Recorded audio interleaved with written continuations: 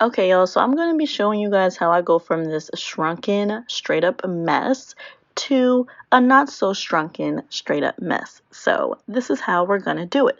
So this is another look at what I'm working with. My hair is super defined, but it was still super shrunken. So all you're going to need are like some type of bands to stretch your hair. I'll link these satin scrunchies down below. And what I'm doing right now is I'm just banding my hair, and this is just to preserve my hair for the night because I didn't want to do the whole stretching routine this night because I was ready to just be done.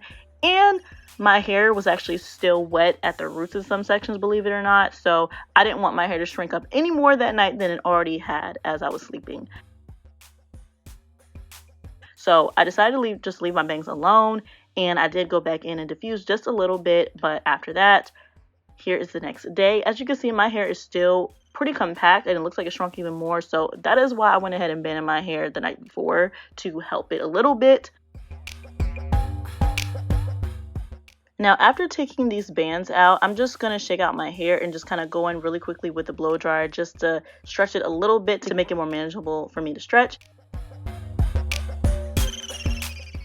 And now we're going to get to the real stretching. So as you can see, I'll be doing the tension method to stretch my hair. So with the section, I don't want it to be too big as to not have any stretch, but I also don't want it to be too small because I don't want my hair to overstretch. Now, the reason why I don't want it to overstretch, other than obvious reasons, is because this back left section of my hair and just the back section in general is less dense than the rest of my hair, so it tends to have like that spacey, gappy look if it gets overstretched. So yeah, this is one way I avoid that, by trying to do like a medium-sized section so that it doesn't get overstretched but also still gets a stretch. And then after I've stretched it, I'm going to go in and band it. And now the reason why I band after the tension method is because it helps set my hair better than just doing the tension method alone. And I'm just making sure to band my roots really tightly. And then again, as to not overstretch, I kind of go in a little looser with this satin band here, but not so much. So another way I avoid that gappy, spacey look, again, due to my lower density in the back, is by layering my sections as I stretch. By doing multiple sections in the back of my hair, it helps for like a stacking layering effect so that the hair stacks on top of each other as opposed to stretching one big glob of a hair section. And I'll actually show you guys what my hair tends to look like when I stretch my hair in two big of sections. So in this video, you actually get a 2-in-1. So right up here, you can see where that kind of gappy, spacey look is. And then when I turn my head, you can just see how there's not a lot of hair back there. So that's what we're trying to avoid. So this way helps to actually layer the sections on top of each other so that not only does it not get overstretched, but also so that it doesn't have that gappy look. And you guys will see how it's not gappy towards the end of the video. All right, so and one thing I also wanted to point out as well, if you have super fine hair strands like I do throughout areas of my hair, you want to make sure you're mindful of that before you band your sections, because it's really easy for strands to get caught where they're not supposed to be and then pop the strands and everything. I don't know about y'all, but I tend to pop strands a lot in my hair. I actually have a lot of breakage throughout my hair, believe it or not. Like not even like in breakage, but like just mid-shaft breakage throughout, because I'm always popping strands because, it's just a conversation for another video.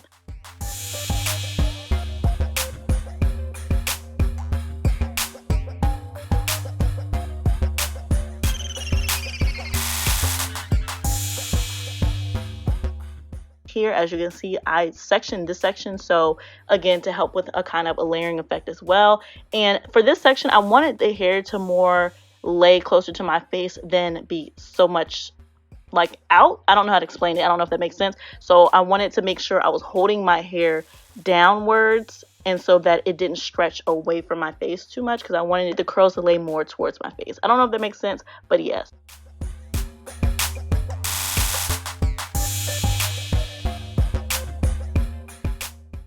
And I'm just showing you guys once again, you don't want to take a super big section if you want to avoid that spacey look and get more of a layering effect. You want to get smaller sections that you can stack on top of each other. And just by stretching it in separate sections like this, it's automatically going to give you more of a layering effect, or at least it does for me. And also, I'm going in with warm heat and high airspeed. The only time I go in with hot air while doing this is if my roots are still wet. Otherwise, I feel like if you use hot air on dry hair, it's just going to dry it out and frizz up more. And as you can see right here, I was just finding more ways to really stretch out my hair by like molding it to my face like that. Is just going to help stretch it even more than just holding it taut. So yeah, don't mind that. But yeah, so this method can definitely cause a lot of frizz. So just be mindful of that and just kind of pay attention to your hair to see what it can and can't take as far as the airspeed and the heat and everything like that. But yeah, like I'm saying, if you're doing a hot air on dry hair, I just feel like that's going to frizz it out more and dry it out, and we don't want that. So yeah.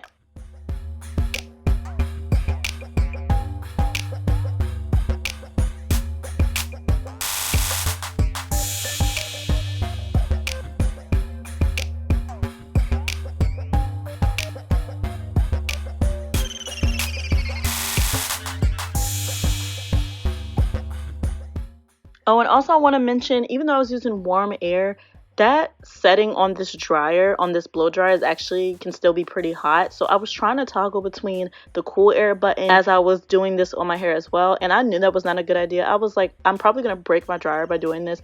And sure enough, by the time I got to the right hand side of my hair, that's exactly what happened. It was more so cool air. I was like, oh wow, it's not hot anymore. It's because I broke it. The heating element probably messed up because again, I was toggling back and forth and I knew I shouldn't have done that. So for the rest of these sections, it was kind of more so like cool warm air and not so much warm hot.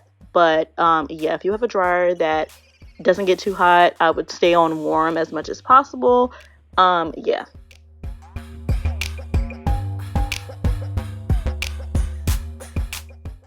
Alright guys, so now I'm all done. I have 6 sections on the left hand side and then 7 on the right, and I'm talking about my left and right. Okay, so I let my hair sit like that for about 3 hours because I didn't really have anywhere to go, so I was not worried about it, and I figured the longer I stretch, the better. Now I am going to just take down these bands. And you want to take your time with this. Even though it seems like it's easy to take down bands, this can easily become a hot mess. You can get your hair tangled up on the scrunchies. You can end up getting it stuck in there. It's just, yeah. So, and I believe I do have a clip of my hair getting stuck, as you can see right here. There we go. It tangled up right here. So yeah, you just want to be very patient with taking those out and just patient trying to get all those tangles out. There was one time I think I had to cut my hair or cut the scrunchie or something like that to get it out of my hair one time. It was a mess. So just please be very careful with this.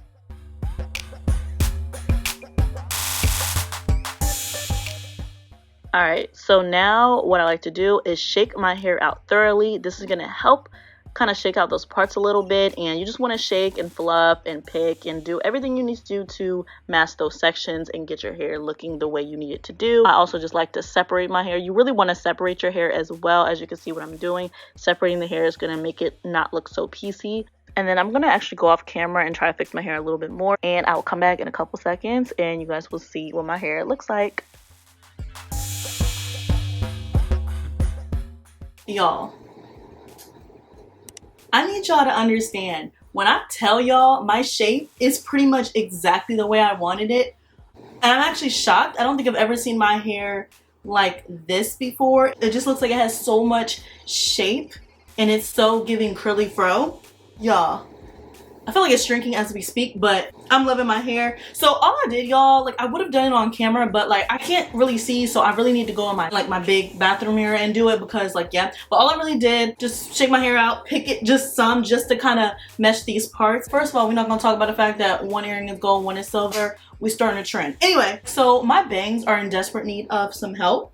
Like I'm definitely probably gonna cut like better bangs. This was actually from a wolf cut that I tried to do. I'll link it up here. I did it like 6 months ago, but you'll see why my bangs look the way they do. Okay, anyway, so I just did a little picking just to kind of mesh some of those like separated parts. But yeah, y'all, this is the way I have to do my hair. Like the whole doing multiple sections of stretching, like I have to do, because what it does is it helps to give you more of like a almost kind of layered effect, because you're laying all those layers on top of each other. Like you stretch, just it's almost the same as when you get layers cut. It may look like, oh, I'm never gonna have that much hair, but when you have to take little sections, cut it, little sections, cut it, and it ends up stacking on each other. That's kind of how like my stretching technique is, and it helps give you this kind of stacking effect all around. Now it does help a little bit to have some type of shape in your hair, but at the end of the day, you really do not need shape. Like I don't know if y'all know this, but you can really fake shape with natural hair. You can definitely fake it till you make it. thrust, okay? But yeah, this is the first time I've ever seen my hair like in this type of shape